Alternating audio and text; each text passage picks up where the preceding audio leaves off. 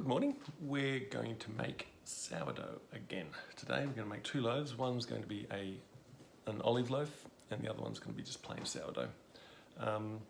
If you want to make, this recipe's for two loaves obviously. If you want to make just one loaf, just halve all the ingredients right down the middle. I've got my starter is in my esky in a nice warm environment.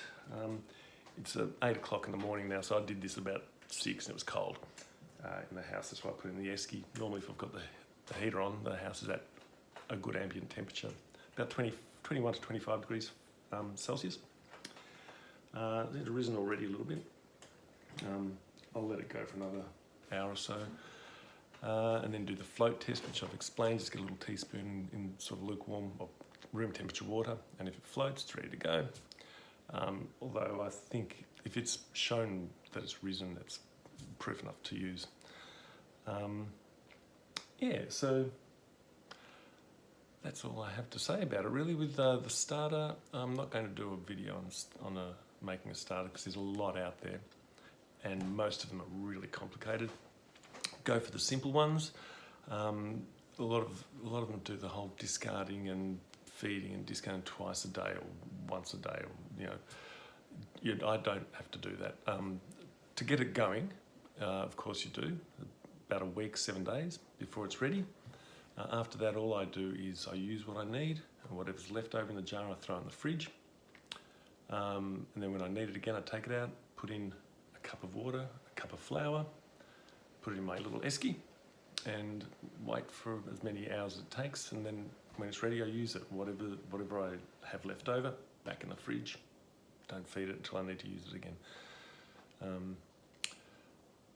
Yeah, I think that's all I have to say for now. Let's get started. Okay, let's see if this starter's ready by doing the float test. Lovely. As you can see, floating nicely. So that's ready to go. Okay, I'm not sure of the light in here today, it's a bit dodgy. But anyway, start off with 200 grams of starter. I'm very approximate with these sort of measurements. But it's around about 200 grams. That's a little bit over. Take some of that out. There we go. Beautiful. Right on 200 grams. And we have, 20 grams of salt. I use kosher salt because it has no additives in it like iodine or anti-caking agents or anything like that. It's just salt. But the crystals are really big, so I use the suribashi to grind it up. I use a suribashi not because I'm a wanker, but because they work really well. They're ceramic and they've got ridges on them, so they grind things really nicely. They're very effective. There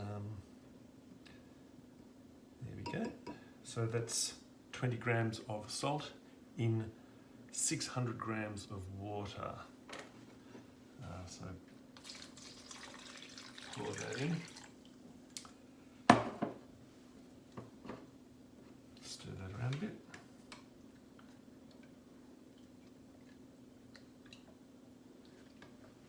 Okay, that's all mixed in now.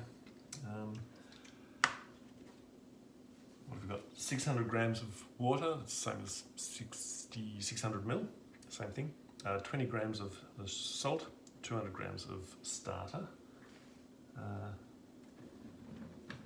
900 grams of flour. I'm using plain flour, all-purpose flour, whatever you call it.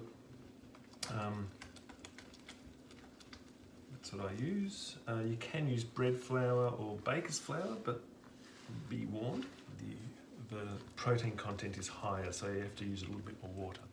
I just finished mixing it with my hands. I have washed my hands really well and disinfected everything. Oops, oh jeez. The cat will pick that up later. We'll put that aside for about half an hour just for the moisture to get in there and hydrate it all. Okay, see you in half an hour. Okay, we're going to stretch and fold now. I like to use a spray bottle instead of flour because it's good to have a little bit of stickiness to this on one side, and later on you'll understand why. So, I don't know, it just seems more manageable. Okay, so we'll flip this out.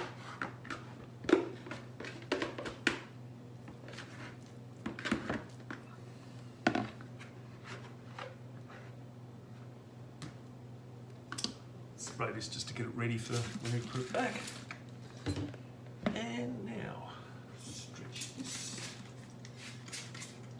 Now you need about a dozen stretches and folds. It gets tighter as you go.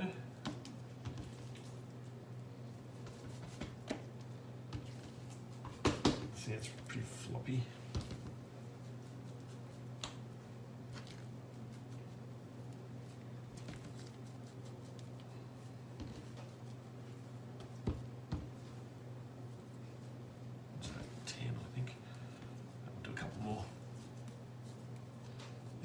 You can tell when it's enough. It just gets really tight and hard to fold. So there, I think that was about 10 or 12 folds. Yeah, I sort of go by feel more than anything else. Okay, now we'll leave this for 2 hours. I'm going to go shopping for some olives, some nice Kalamata olives. Okay, I'll see you in 2 hours. Okay, here we go. It's been 2 hours, a little bit over actually. The shopping took longer than expected. So I'll separate these, I'll split this in half. If I was doing 2 of the same loaves, I would keep it as one lump sum. But because we're doing 2 different breads, I'm going to have to split it in half now, which is no big deal.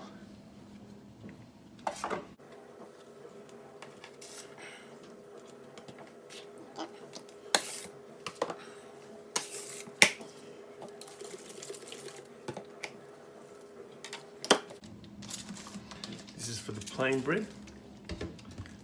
Again, stretch and fold. I only probably do about 6 or 8 of these for this because it'll be tight enough.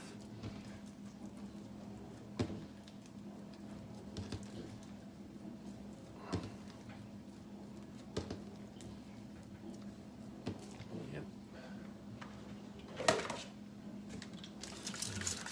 There. Throw that in. Now this one is for the olive loaf. I'll stretch this out. It's about 100 grams of olives here. Probably too many, but what the hell, I like olives. I mean, what's there not to like?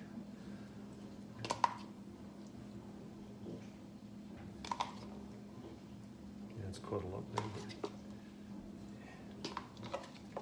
but I've cut them in half for a couple of reasons, because that'll drain any water that's inside them out, and also makes them a bit smaller so you don't get these big chunks of olives. Again, not that there's anything wrong with that, but some people might not like it. Am I getting in the way there?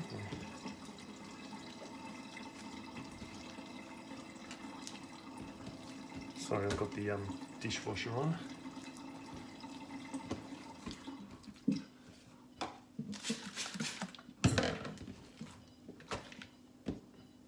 And there we go. We'll put that away for another 2 hours and we'll get back to it.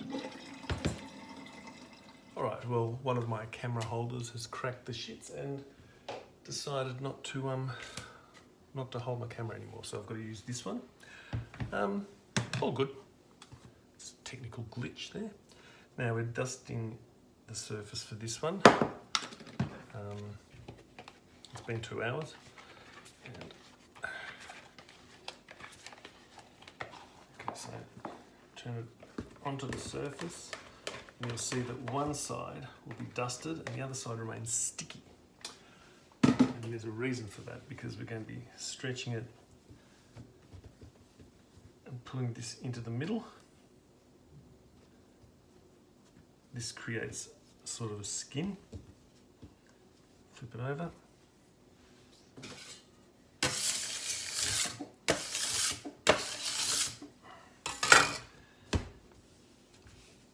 And we're going to do this. What we're doing here actually is dragging it so that the fingers here are dragging the front surface under it, if you know what I mean. It's a really bad way of explaining it, but there's no other way of explaining it that I know of. And what that does is it creates like a skin, and it tightens the skin over the top of it. If you end up doing this, you'll know what I mean. And there we go. And what we do is get it ready for storage.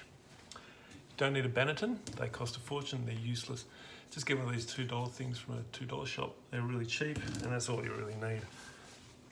Nice clean cloth, which I use specifically for bread. Dust that.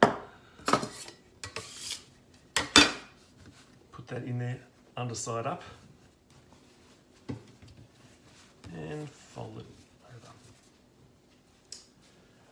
And we'll do it again with the olive loaf. So dust it. Get the dough out. That was easier. And fold it all in.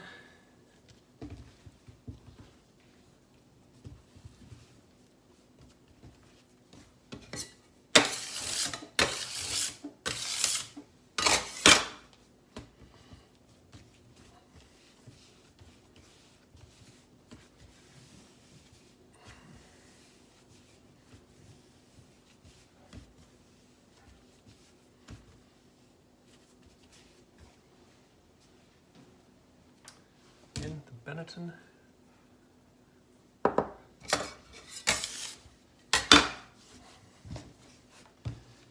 we go. And that's it. I've got 2 loaves of sourdough, which we'll put in the fridge overnight.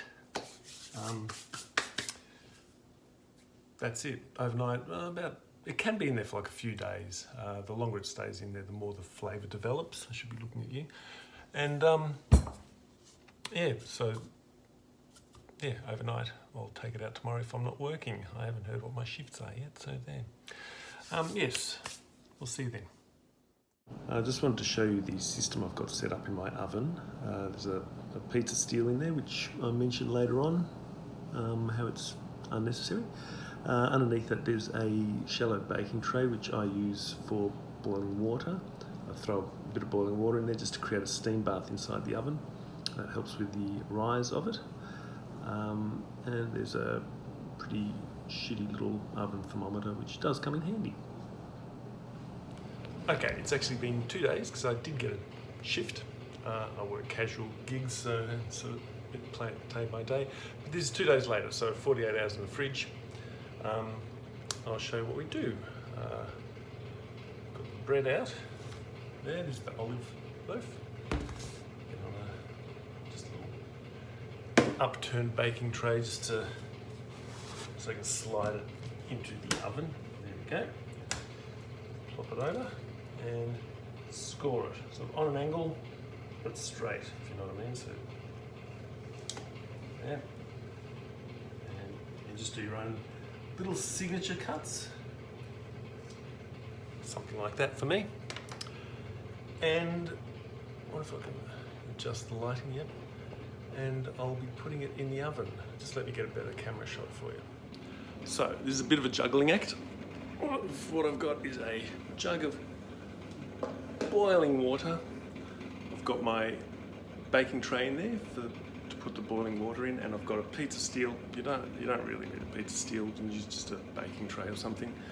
I find something that's more open better. It's more airflow around it. So here goes. And it is a bit of a juggling act, so have fun with this.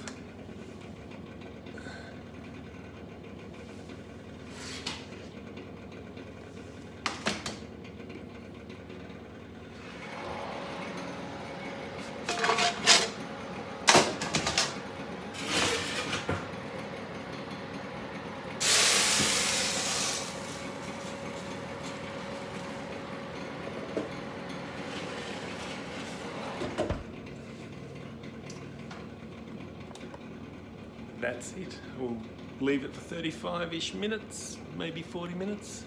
I'll have a look after 30 minutes and it might have to be turned around. I'll show you. Well, it's been 35 minutes.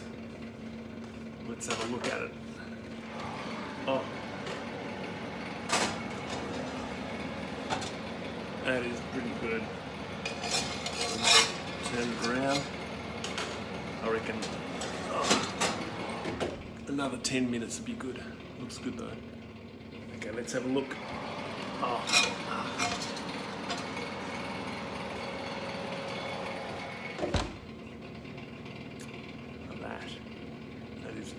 Looks delicious, smells fantastic.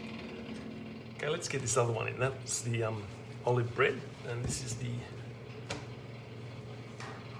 plain sourdough.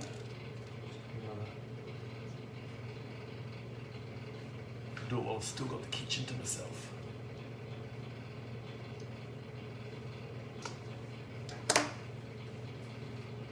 There we go. Oh, I did to flour that.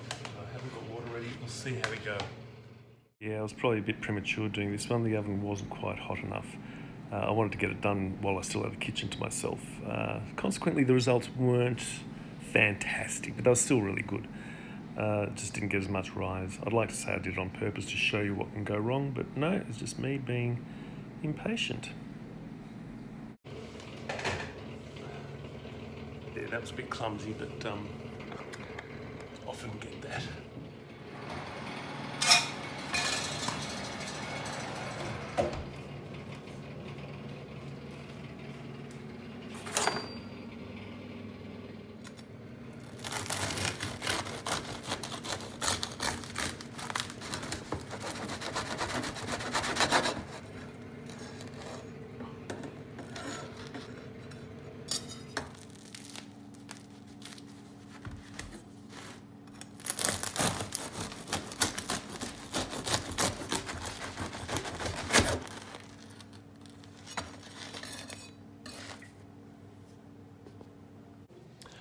Okay, well, it's been about a week since we made those loaves of bread. A lot has happened since then. I've had a haircut, make it look like I give a shit.